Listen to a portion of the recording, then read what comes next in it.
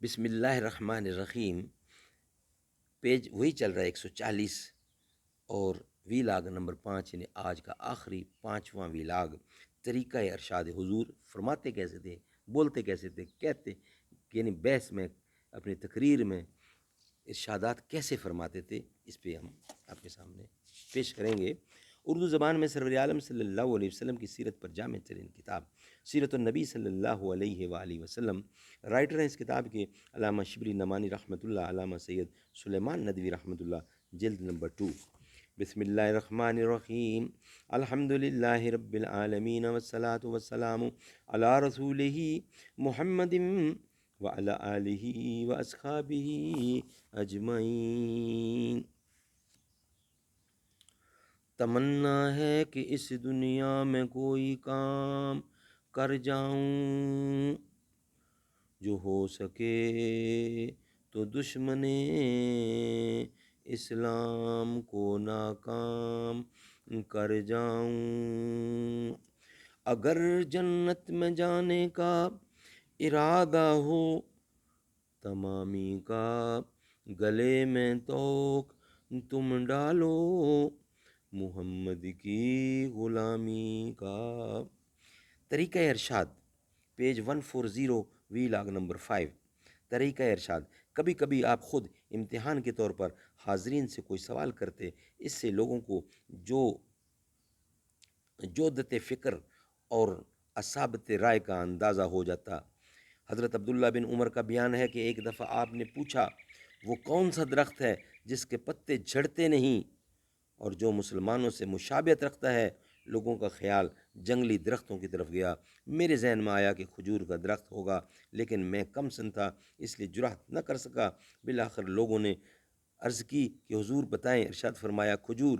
عبداللہ بن عمر کو تمام عمر حسرت رہی کہ کاش میں جرأت کر کے اپنا خیال ظاہر کر دیتا۔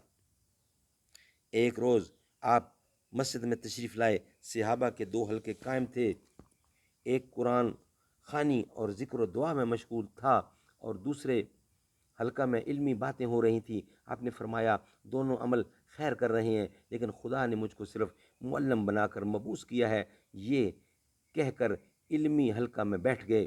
ان مجالس میں دقیق مباحث کو جن کی تہ تک عوام نہیں پہنچ سکتے ناپسند فرماتے تھے۔ چنانچہ ایک روز صحابہ کی مجلس میں مسئلہ تقدیر پر گفتگو ہو رہی تھی۔ آپ نے سنا تو حجرہ سے نکل آئے۔ آپ کا چہرہ اس قدر سرخ ہو گیا گویا عارض مبارک پر کسی نے انار کی دانے نچوڑ دیے ہیں۔ آپ نے صحابہ کی طرف مخاطب ہو کر فرمایا، کیا تم اس لیے پیدا کیے گئے ہو؟ قرآن کو باہم ٹکرا رہے ہو؟ گزشتہ امتیں انہی باتوں سے برباد ہوئی تھیں۔ ان مجالس کا مقصد یہ بھی تھا کہ صحابہ جن مسائل میں باہم اختلاف کرتے ہیں، حضور اکرم ان کا صحیح فیصلہ کر دیتے۔ مثلاً شہرت طلبی اور جاہ پرستی خلوص عمل کے منافی سمجھی جاتی ہے اور خود صحابہ کے زمانے میں بھی سمجھی جاتی تھی۔ چنانچہ حضور اکرم کی مجلس میں 2 شخص نے اس مسئلہ میں گفتگو کی۔ ایک نے کہا، اگر ہم نے دشمن سے مقابلہ کیا، اور ایک شخص نے فخریہ یہ کہہ دیا کہ نیزہ مارا کہ میرا دار لینا میں عقاری جو جوان ہوں، اس میں تمہاری کیا رائے ہے؟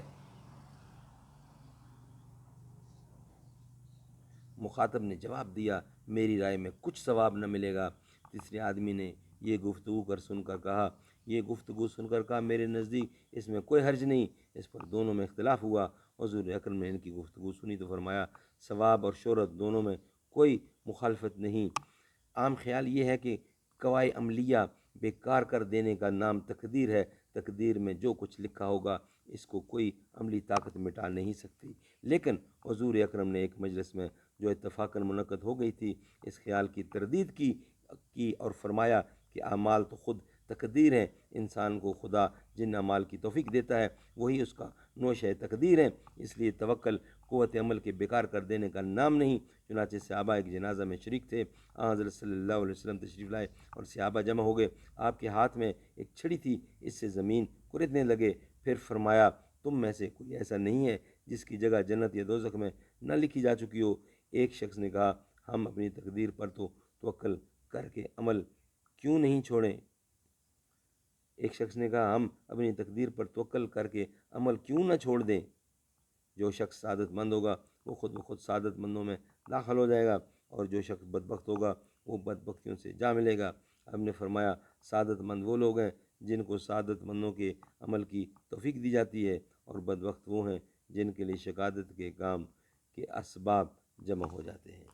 اللہ تعالیٰ سمجھ بوجھ دے اور اس پہ عمل کرنے کی توفیق عطا فرمائے۔ نیکسٹ یعنی کل انشاءاللہ نئے ویلاگ کے سامنے آپ کے سامنے حاضر ہوں گے۔ ناظرین اگر ہمارا ویلاگ پسند آئے تو اس کو سبسکرائب ضرور کیجیے گا تاکہ ہمارا ہر آنے والا ویڈیو آپ تک پہنچے۔ خدا حافظ، السلام علیکم۔